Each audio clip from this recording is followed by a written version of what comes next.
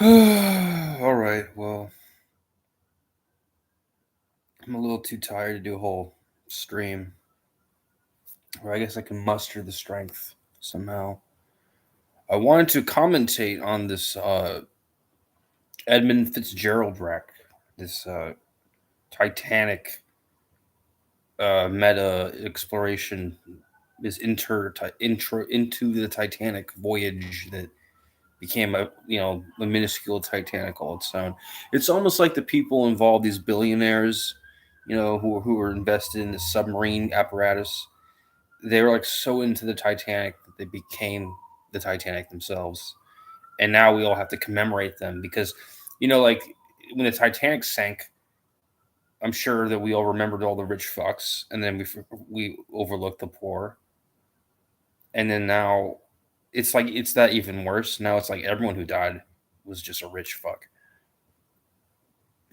The stuff they say about these billionaires is like really kind of embarrassing. What with social media, no one even knew who these people were, and then now we know everything about them. We're finding signs that their stepchildren don't like them, or their families are sort of were like kind of busted from the get go. Everything you wouldn't want to happen in the context of you know a huge mass publicity death. It's just happening for these sort of loser-ish billionaires. I mean, I know that they're a billionaire. You can't really call a billionaire a loser, but like compared to other billionaires, they just like they're on the low end of that respective tech, you know, a pecking order or totem pole or sacred hierarchy, sacred order. Why I joke because hierarchy etymologically means sacred order. So I don't know, financial hierarchy. Um, yeah, and now we have a couple. I know we have less money. We have less capital now. I mean, what's the real world consequence? There is no real world consequence. It's a bunch of nut milk supply that's been fucking taken off the shelves. It's like that. It matters that little. Um, so I'm initiating this podcast as a because for frankly I've been trying to do it for a while, but I get tired of sort of wrangling personnel to come on for bit parts where it's like an hour here, 2 hours there. It's really concentrated. We talk about Game of Thrones, or um, we tier rank Uriah Heep, or the band, the metal band. We tier rank albums from the metal band Uriah Heep, or um, we tier rank the Tarantino movies, even though everyone's done that a billion times. We still want to do it for our own vanity. Um, so I get tired of like having to wrangle people in for those kinds of tasks. They're sort of like I feel like I'm bossing people around. Whereas with this sort of format, it's more open ended, more social, more improvisational, more laissez faire, more goofy. I can let the hair kind of hang out. Um, really, like it's the I'm trying to have some entertainment value, some edification value, but the fact of the matter is that like it gets stressful and tiresome to try to write material for podcasts. Not that I'm very good at that, or super well equipped to do it, but like writing a history podcast or lecture is like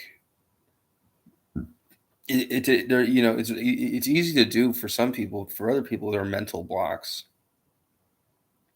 based on past trauma, and I think I was one of them. I think it was hard for me to organize my thoughts onto into a text document of any kind, PowerPoint, let's say, but also Word works.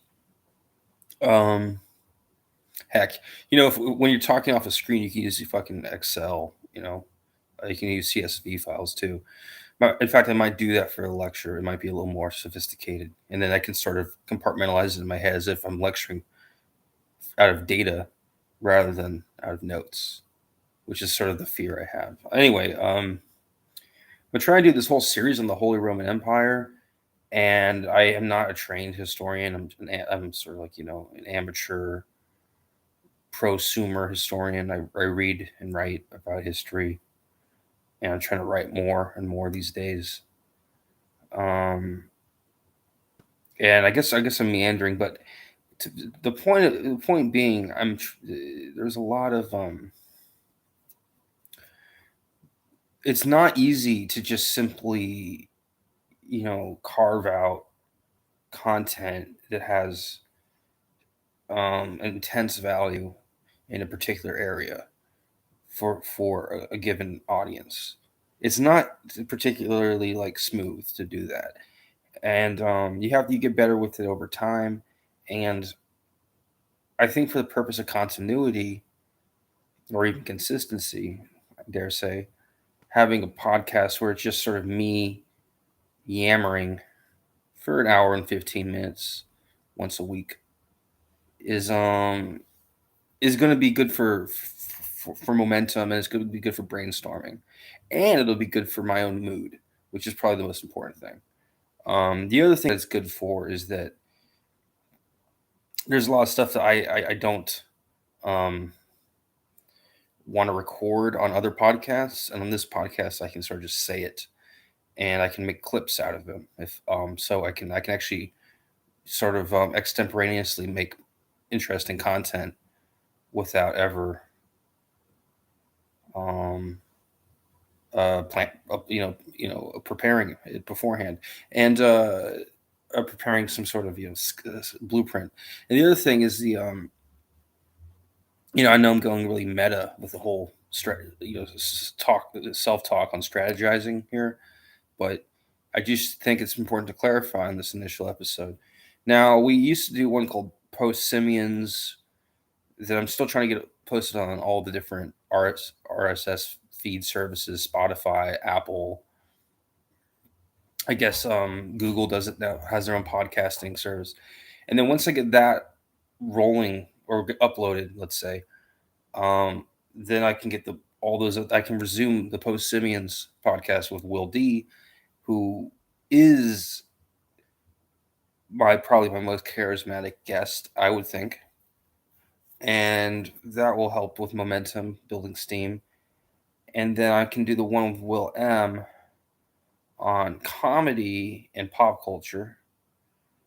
Um, as part of Post Simians, but also as a separate enterprise. And then and then on I mean, I think the ones with me solo are going to be kind of like these slightly boring, expositional sort of journals, because I do try to write it like a blog, but it's harder to write about my life sometimes than it is to just talk about it. And I also don't know whether I'm supposed to study and then write about what I've been reading on, and then sort of veer that into a blog post. Like the blog post structure to me is so strict, where it's like I have to write about this thing, or I write about this thing. With an open-ended format like this, it feels like I can kind of meander back and forth. Now, to be fair, on a blog post, you can do that too. It hadn't occurred to me that that would be something I would enjoy doing. I feel like when you write loosely on blogs, you run the risk of just confusing everyone because people don't really just read through stuff that's written in long form, and they don't just do it in order to skim for the parts that they might. I mean, a good reader will do that, but like, how many people who are reading my blog are going to be good readers? I don't know. I hope they I hope they would be, because I would compliment myself. I mean, I'm very into myself, I guess. So on some level, I guess it's necessary that they would be good readers, sufficiently good readers. But at the same time, I want to appeal to the masses. with the written content. And so far as I can see, I'm going to have to mix it up with visual and written content on the blog posts, because just writing paragraphs, like writing 1,500 words or more per post, which is a goal. It's not necessarily the reality. 1,500 words or more is not really conducive to like immediate fan base. I mean, it's or even the kindling for one, right? It's just so on this sort of foundational series, I'm going to have it where I just sort of talk to the air and look at the walls. Really, well, I guess talk to the walls, right? To be depressing about it. And the reason is that I want to open up space for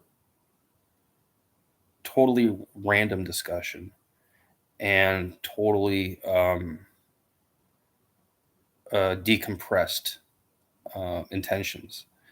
Uh, so here, the mood that I am in on this channel is going to be the mood that I want to be in when doing podcasts, but I just never get to be in that mood because I'm always, sidelining my emotional processes for for the sake of the co-host. Now, with that said, I think this might be also the most boring one because it's the least focused. And with time, I'll probably find a better rhythm. I can delve deeper into emotional harmonies and construct melodies of thought that are fascinating to you.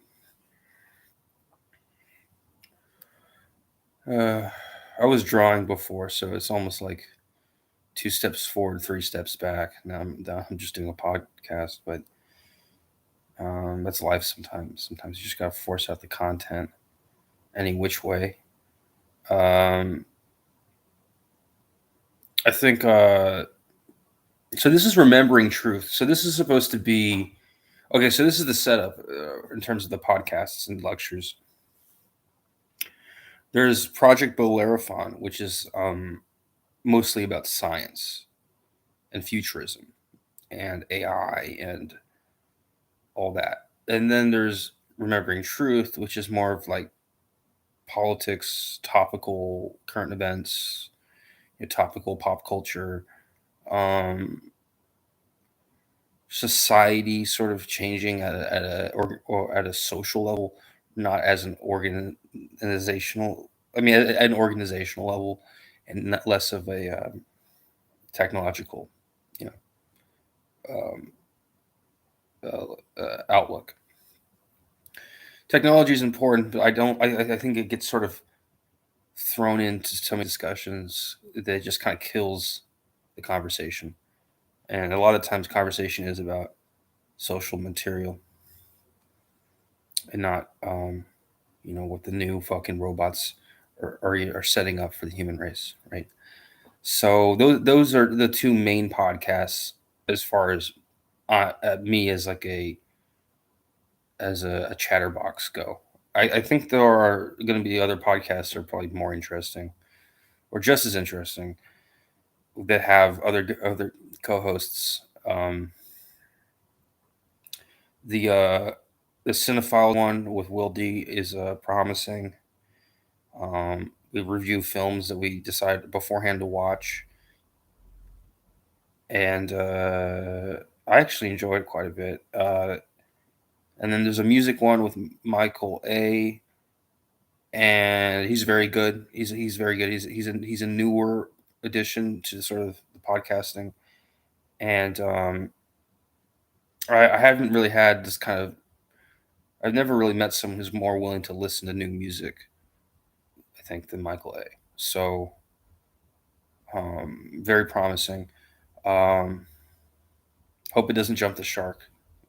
Uriah Heep is the next one we're doing. We just did Saxon, and before that we did Black Sabbath albums. We were ranking the albums on tier ranking, sharing screens and so forth.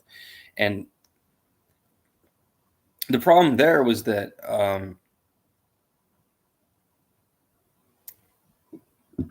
you sharing screens. Oh, the audio didn't work for the Black Sabbath one, which arguably was the most important and consumer interested one. Um, so we're gonna have to redo that, which I don't like, and we're also gonna do an Ozzy Osbourne one, which is great because Ozzy just announced his retirement, and it's a good. I want to do it as a kind of a tribute to Ozzy. Um, and I've done several on my own. They're more like videos where I just tier rank stuff, music. I do one on my. I do one where I do the top 10 songs by top 10 songs for a big artist. I think I'm gonna do Zeppelin next, or and then maybe Steely Dan or The Doors or whatever. But I've done Sabbath, UFO, Uriah Heep already, and those are about 20 minutes long each, and so it's 2 minutes per song in theory. And I sort of break down the songs I like, the top 10, and that's called On the Couch. And I do that with my phone. It's kind of fun because it's the only one I do with my phone. That's kind of like a podcast. The other stuff I do with my phone is more like reviews of food that I find out in the world, or reviews of nature that I find out in the world, right? Worldly, and then product reviews too. That's also of all stripes. The other thing is across the board, you know. There's a lot of random sort of content. I'm trying not to make it too like overly personal, but at the same time, making it really impersonal can be kind of weird, kind of lame. So there's a balance I have yet to strike, and or attempt to really even address. So that's forthcoming. The other thing is forthcoming is a lot more articles are going to be up on the website on different topics instead of just the blog posts. I'm going to try to do educational articles on all sorts of interests. So not that it's not that you have to read that or that you will read that, but it's that after I write those, my thoughts will be more organized on the podcasts, uh, or at least it'll start to see, I'll start to feel like a journalist. Is really what ultimately will be for me, and for you, you'll get to subscribe to a journalist, hopefully. Um, I also have I have to do tier rankings. So we're in the process of tier ranking the Game of Thrones characters.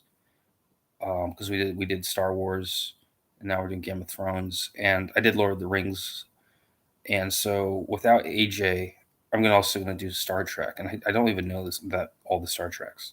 I only really know Next Generation, and of course the original one, because it's just so big.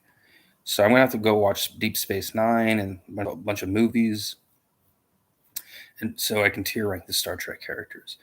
And then I'm going to try to focus more on comics for a while, and more on chess I've been focusing on, but comic books to round out all the nerdy chess I've been doing, because I think they complement each other kind of well in terms of the sort of semi-intellectual nature of anatomical art, figure art, figurative art, and the strategy implied by chess logic. Uh, So yeah, so there's a lot of different interests, and I've also written compositions that I'm going to post more. I have like a one or two up on the website, just as a minimal, as just as a like a lower as a floor. But I'm trying to put up at least 12 compositions on that site, so I can at least seem like a fucking composer of some stripe, even at like the most amateur level. Um,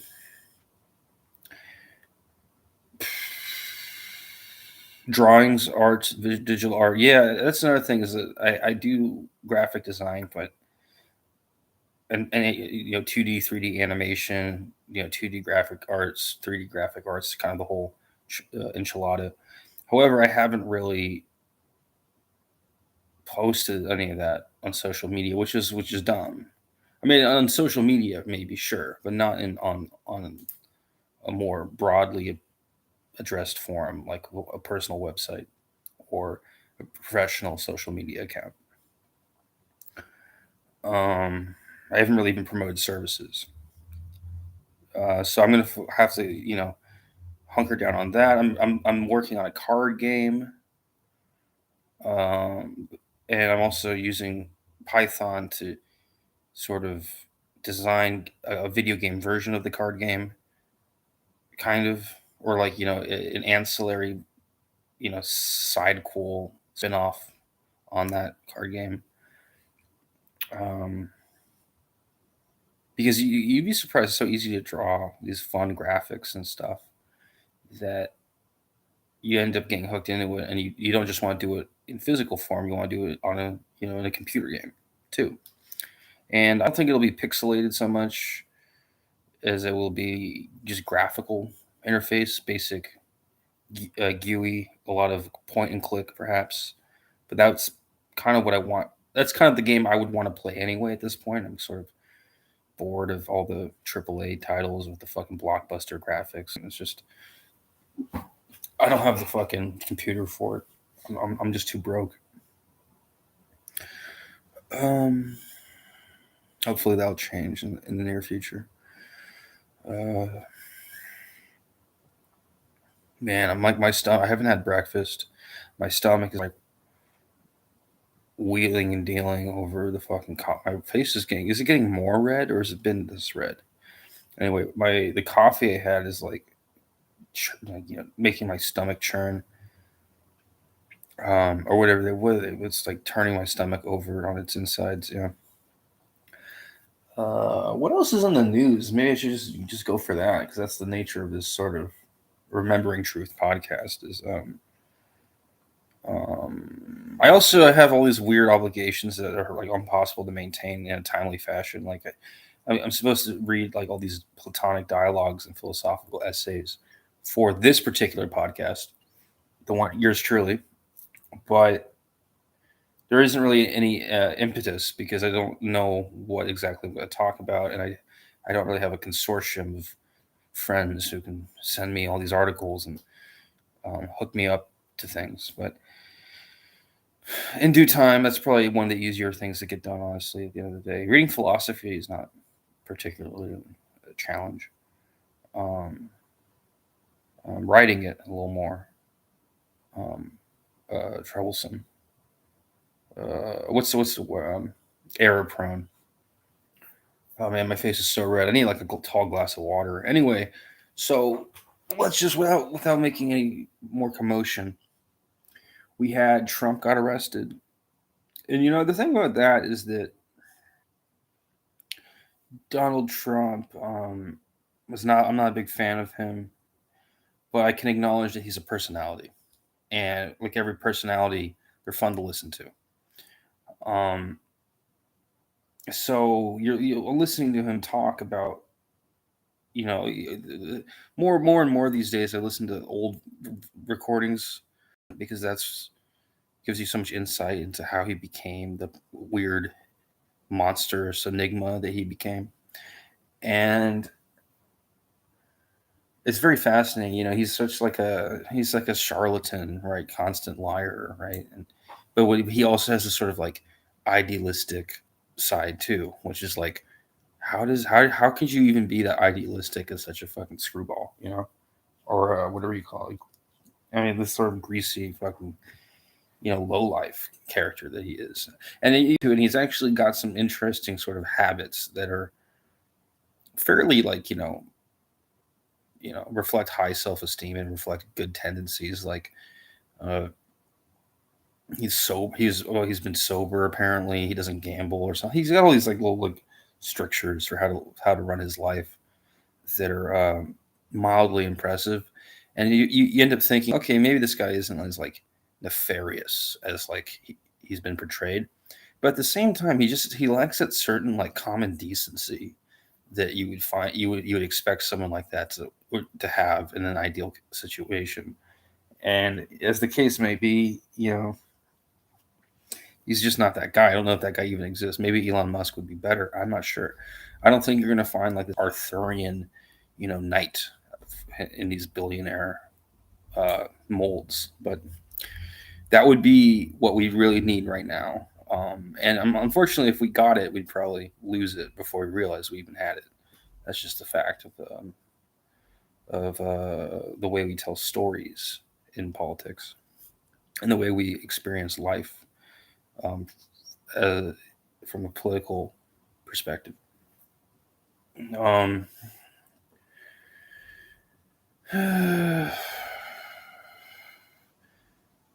Gordon Lightfoot died. Obviously, as a musician, Gordon Lightfoot is a fairly, important influence on me. But he really, I didn't even know much about him until he died. I was kind of intimidated. There's a lot of other singer songwriters that I was like keen on or fans of, and then I just the big ones, right? And then Gordon Lightfoot, I always felt like, he's this awkward Canadian. I'm averse to Canadians, I've learned. And if I know someone is Canadian going in, I probably won't be that inclined to stick around as a fan. However, with comedy, I don't seem to have that problem, but with music, I do. With music, I'm like, oh, Canadian. Like, Joni Mitchell, I'm not like crazy about. But whatever, Gordon Lightfoot died, and I just sort of felt like I had to listen to his music, and I did, and pretty good. It was pretty good. It wasn't, I'm probably a bigger fan of like a John Denver or even like maybe Cat Stevens or someone, or like Harry Nilsson or um, Neil Young for sure. Neil Young's my favorite singer songwriter of all time. Bob Dylan, right? Better, of course. But Gordon Lightfoot, for whatever reason, he has a few songs that are just so kind of well composed that you end up liking him as an artist. It's not that the music is so great. It's just that the composition is like very charming in some cases. And then that one famous song, I think it is actually a very musically appealing song. If you could read my mind, right? If you could read my mind, don't you blah blah blah blah. Yeah, whatever. It's a good song. Uh, and of course, before that, um, David Crosby died, and David Crosby was fairly renowned to as this I guess, is sort of a mercurial, artist who was capable of producing hits. I don't really. He kind of veered so much into like radical politics, as far as I know. It was just sort of like in bad taste a little. But that's kind of like the nature of those old hippies from the '60s, anyways. They grew, they came of age in a time where you just sort of supposed to complain about other people's problems more than your own. And we don't really live in that era as much now. He's definitely true blue OG from that era. And I got to find some tracks from like David Crosby's solo career that are awesome. I know Crosby still is Nash. Crosby still is Nash and Young. He's got some good stuff. Judy Blue Eyes is kind of the most song they're most known for. But I never took it too seriously. I guess like Gordon Lightfoot, I just took it for granted. David Crosby, Gordon Lightfoot. But now I'm kind of spooked that they both died just like under my nose like that. So I'm going to have to do kind of a deep dive. And honestly, they're kind of cool artists. Like they're not like boring like Bob Dylan or weird like John Denver or predictable like Cat Stevens or Neil Young. I mean, they're kind of like a little more like sophisticated. And or Leonard, I guess Leonard Cohen is the one that's also kind of like that I do like. It's like the hipster one, Leonard Cohen. I always forget that I'm a fan because I'm not really that big of a fan of Leonard Cohen. I like a few songs, honestly, and then I love a few songs, and then there's like several more that I can handle, and then there's a bunch of shit I probably won't ever bother to listen to. Um,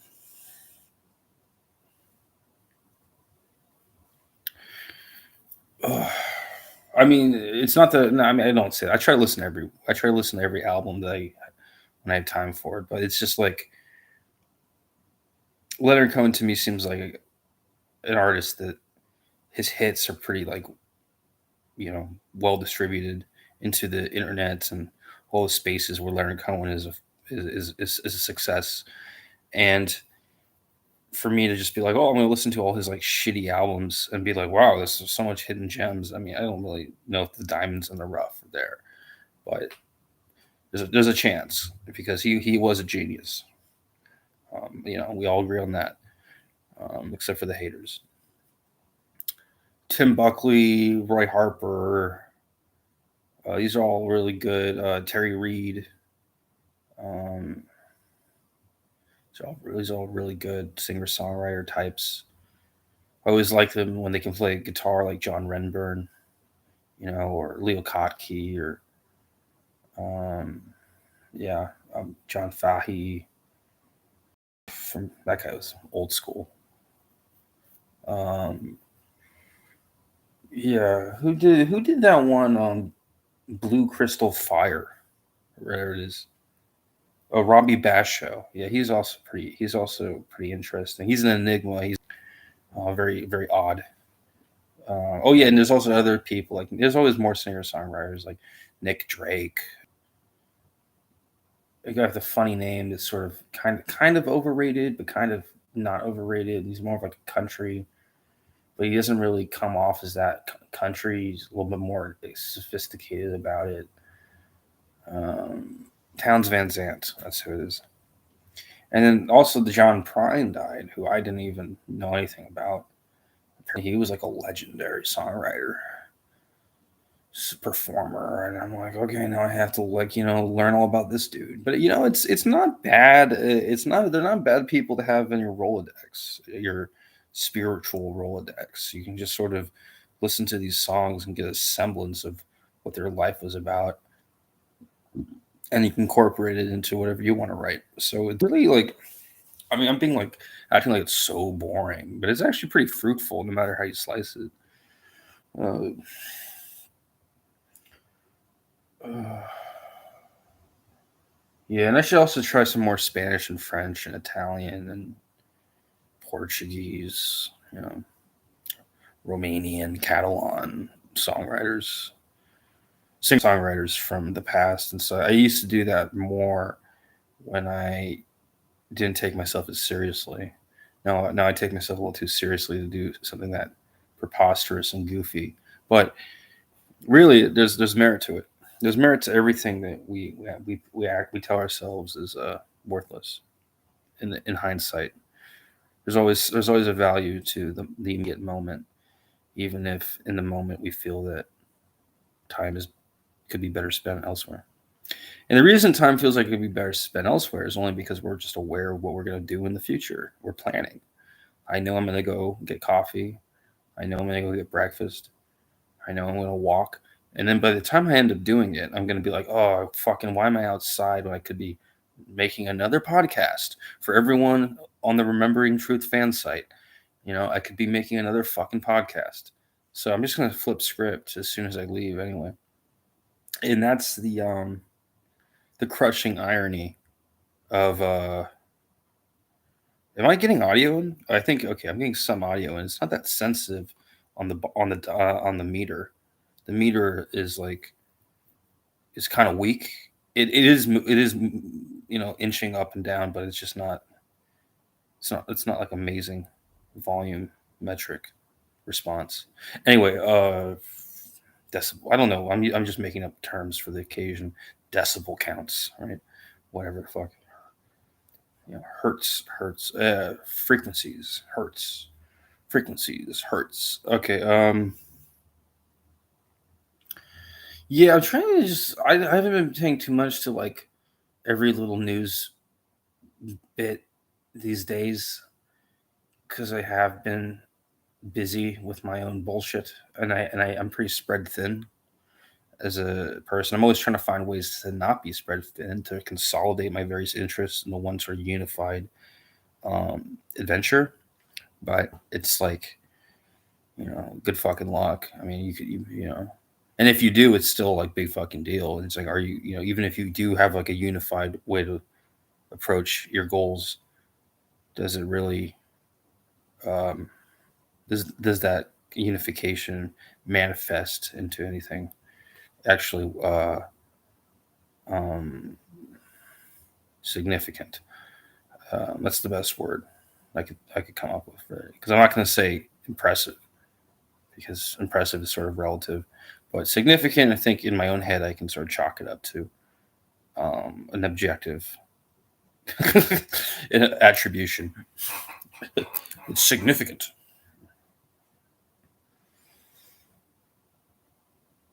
Yeah, I don't know.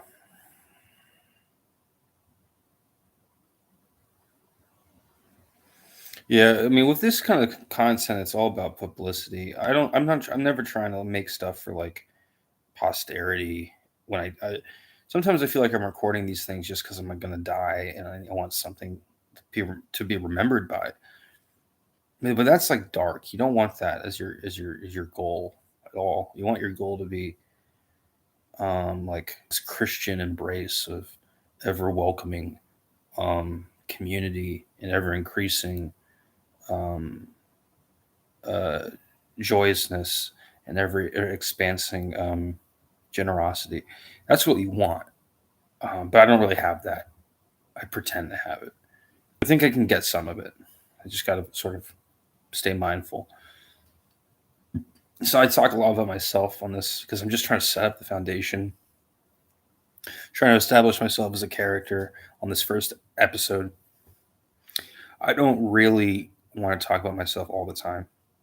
I do think it is nice to have sort of a vlog, but a vlog for more than like 5-10 minutes is kind of debilitating more than helpful, because you're just gonna no one's gonna listen to the whole thing, and you're not gonna be able to track down what you said anyway. It's sort of another thing that just kind of falls into the archive, uh, which which is part of the whole death knell, death wish f- fantasy. Is like, oh yeah, I'm just gonna put stuff and it'll go into the fucking archive, and then my grandchildren, which I'm not gonna have grandchildren if I fucking die now, but you get the idea. Posterity will pick up on something and be like, what the fuck is this? And then I'll be this like there'll be this posthumous legend like Van Gogh, or someone else who is a posthumous legend. I imagine like a blues musician of some stripe. Okay, well, I got myself to speak fairly eloquently for a consistent 40 minutes. So that's somewhat of an achievement. Um, I guess I really should just start veering into news related stuff, because that's what people do in these podcasts. They don't really talk about themselves. And if they do, it's sort of like a red flag. I don't like talking about myself. Um, I think when you talk about yourself, it turns into a one-on-one feeling. Whereas when you talk about news, it's obviously you're doing it to a group. So it really just depends on how you want to view me. Do you want to view me as someone like a friend that you just hear talk about their own like fucking introspective observations, or do you want to hear someone just like like a pundit who just sort of you know um, loudspeaker air horns in opinions for you to react to? And I guess I'm gonna have to be kind of hip to both sort of presentations, not even presentations, approaches, because really you have to in one case all the knowledge is in your head, in the other case all the knowledge is in some document or various documents in various from various sources, physical or digital. Uh, Fuck, I feel like I'm explaining the fucking how toast is made. It's like, can't imagine a bigger waste of time. Um, hmm, 40 minutes. Okay, well let me really try to do news as if, oh, I did see the Starbucks congressional hearing where they got Howard Schultz to be, you know, on the fence or whatever. They got him on the fence kind of because he fraudulently denied pay increases and other benefits to union workers who were unionized as in the Starbucks employee union, and yet Starbucks and particularly Buffalo, New York, did not furnish them their rights, their benefits, and apparently it was enough of a consequential behavior that Howard Schultz had to show up to the Capitol building and just sort of like hang out and endure a bunch of fucking weird, uh, oblique sort of accosts from all the 15 senators that were just sort of like, telling and giving him what ho about his role in Starbucks as a founder and CEO. I don't know, the whole thing was kind of gross. I thought it'd be interesting because they would just like talk shit to Howard Schultz and it'd be like kind of sensational, but they were actually like more like schmoozing on him, and it felt like, if anything, like they just kind of like were like fanboys. They were just sort of like wanted to get the senators wanted to like meet Howard Schultz, which is sort of embarrassing because I don't particularly associate him with like like a worthwhile personality. I think he's kind of like this sort of low key, corporate stooge figure that may or may not have been an innovator, but he still comes off as sort of like a pencil pusher in some sort of creepy way. Um, Again, it's probably just an act. I mean, now in modern business, these guys don't fucking have any bravado and sort of chivalric intention. They just sort of go in, talking about how they love serving people, and then they're charging up the ass for things that no one really ever cared about in the first place, and making boatloads of money, and doing all sorts of horrible things all over the planet, and then they just sort of, act like they're fucking, the Prophet Muhammad himself or someone equally honorable. Um, I've been looking into Islam a bit. It's actually a pretty interesting religion. I definitely respect the whole Muhammad guy. I'm not really keen on the prohibitions against alcohol and fornication, and what's the other one? They prohibit uh, pork.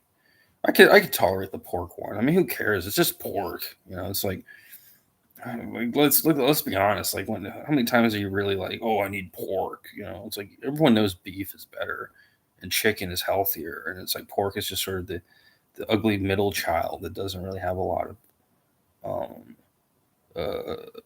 pull on any of the you know uh, aspect of life that siblings would offer a guest to the house.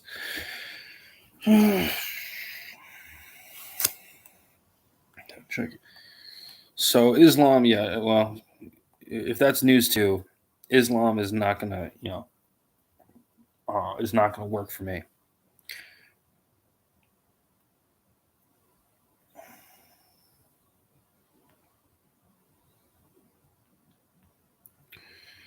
Yeah,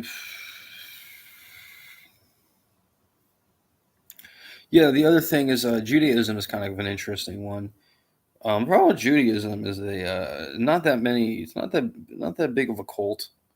Only a few million people. Probably what, like 10 million people. I don't know. Definitely millions, but not. It's not like you could definitely get a lot of phone numbers if you're it's definitely like good for business, but good enough for business. But the fact of the matter is that Judaism is kind of like um, it's got everything that Christianity has so much Judaism in it already. The smarter thing to do would just to be Catholic and then practice all the Jewish holidays and just be like, yeah, I observe this just as, and just double down and be like a Judeo-Christian rather than a Christian or a Jew. That's my approach. The only problem is it's hard to kind of tell. It's kind of hard to do that and then go to synagogue and sort of play it up like you're not going to, you're never going to like church either. So just be a little. You need to practice it with a fair amount of tact. But I think that's and then of course every once in a while you can go to a fucking mosque on a Friday night or whatever it is, Saturday. I don't know when they do it. In the middle of the day, don't they? Yeah, go. Well, that's the other thing with Islam is that a lot of their services are like in the middle of the day. So, because you have to pray 5 times a day, so it's called Psalm, right? And so Islam is actually a pretty like approachable religion in some ways. And also like the imams, they don't have like authority on theology. So you really just go to the service and then they just preach and then you don't really as far as I can tell they don't have that much like authority on. I don't know. I mean maybe it's comparable to a priest, but at the end of the day like you're not going to go to the imam and ask him like to solve all your problems. Right? You're just kind of going to show up and then do your stunt and then leave and then observe all the other rites of Islam for the proper Muslim. So yeah, I mean, they're really not that difficult to follow at like at the more lenient level. Judaism is weird because, and Islam is also like this, where you don't let you drink the blood of an animal or eat it. I guess no one's drinking animal blood, but they don't let you even eat animal blood, and so it has to be halal or kosher, prepared to be like. And apparently, it's a more humane way to murder the chicken or goat or what have you. I also like the fact that both those cultures can eat goat because we need more goat in this country for sure, especially on dinner menus. Mutton is like my increasingly my favorite type of meat, even more than beef, which is not easy to pull off. Because I like beef a lot. Well, I'm a beef eater, bona fide. Um, so Islam, not to sound too barbarian about it, but I think that Islam and Judaism, you kind of take it with a grain of salt. Don't take it so seriously starting out, and then as you learn more about it, you can take it more seriously when you feel comfortable with that. Um, Now, as far as Christianity is concerned, I don't like Protestantism that much. I respect Presbyterianism because Presbyterianism to me is uh, Presbyterianism is a little more educated than other forms of Protestantism. Um, it's a little more erudite and intellectually oriented, professionally oriented. I often compare it to like Judaism. It's sort of the Jewish version of Christianity. Um, and I was raised Presbyterian, more or less. Went to Sunday school, went to church on occasions. But in later life, I've been as in my 20s. I've sort of, and honestly, as a teenager, I always liked it too. I just didn't have the mechanism to investigate it as so much. But the Catholicism is really kind of the one that I've enjoyed as an adult. I also like Greek Orthodox. I know that there are Byzantine rites churches where you can go and sort of have a mixture of Catholic and Orthodox liturgy. I think I'd probably prefer that most of the time because I respect the sort of scholastic monasticism of the Greek Byzantine church. The sort of the medieval writings and stuff, and also the church fathers in the Byzantine situation are kind of a little more profound sometimes, in ways that the Latin authors were not, which is fair. Criticism. But I think you kind of have to take both because at the end of the day, while they are kind of different, they're similar enough that you can enjoy both Greek and Latin and not feel too bad about it. Not feel like you're splitting hairs or dividing up the land in an unbalanced way. You can do more than one thing in life, guys. Just letting you know. Maybe not everything, but you can do more things in life. By the way, I'm noticing these like little faint hairs, and I don't know if they're just like young hairs, or if they're gray hairs, or what. But it's making me realize I've really been holding off on my study of mathematics, because I always wanted to be an engineer, and I never really got around to it because I had intense math anxiety, and usually kind of not the best parenting in terms of getting me to be STEM oriented. But I always loved the idea of being an engineer, and I kind of worked at it for years in different ways, and I just never really had the mathematical aptitude. I was kind of an idiot about that part. I understand math very well conceptually. It's like the easiest thing to understand conceptually for me, but learning all the notation and stuff is just and doing problem sets and proofs. It's just sort of like a nightmare sometimes. But because I'm noticing my hair is graying, thinking, fuck it, like, I have to do it at some point, right? It might be a good career to get into later in life, on a lark, or as just, a plan B of some kind, an escape route, um, the escape hatch, I mean to say. Uh, so we veered from religion, and now we're sort of blatantly discussing mathematical pedagogy. Yeah, the way they teach math it's not great for how simple mathematics is. At least I think it's pretty simple. Like it's a very like simple field. It's one of the most simple. It's like, oh, here's a dot, here's a number, you know, here's quantity. Now you have quantity. Those two things. Now you increase the dot, you increase the number, you increase the quantity, and that's kind of everything in math. It's just that fundamental relationship between those sort of a priori concepts that kind of just exist independent of experience, and you just do that over and over again until you have a theoretical framework for how the universe can exist as a matrix. But for whatever reason, when the way it's taught is so like formal and rigid and like kind of like up its own ass, it puts people off. And I think the reason is that they kind of don't want you to know how easy it is for mathematicians to be mathematicians, or else they wouldn't get paid. So they have to make it seem really fucking difficult. That's how they can justify their salary and not seem all weird and petty and all that. And to be fair, sometimes math isn't very practical, so I can see why. Often it's not practical. Often, so I can see why mathematicians would need to like scramble to find ways to justify their existence. And then, of course, every once in a while, there's a lot of money in math. So it's just one of those boomer bust fields, isn't it? All right, we're coming up on the hour.